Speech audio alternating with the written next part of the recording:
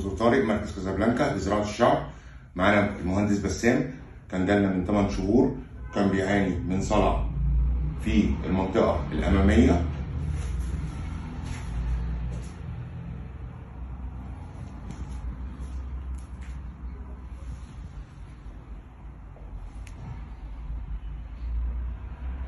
وفي منطقه الكراون.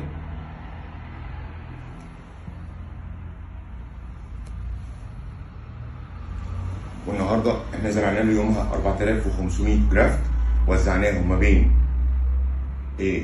الكراون والمنطقه الاماميه، وبرده حطينا له في المنتصف، ودي النتيجه بعد 8 شهور زي ما احنا شايفين.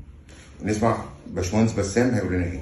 والله يعني انا لما جيت اتكلمت مع دكتور طارق في الاول، انا ارتحت المركز عموما وخلال ال8 شهور ممكن اصبت بفترات احباط، بس الدكتور طارق كان ورايا على طول مع الفريق برضه بتاعه كله، كانوا بيطمنونا.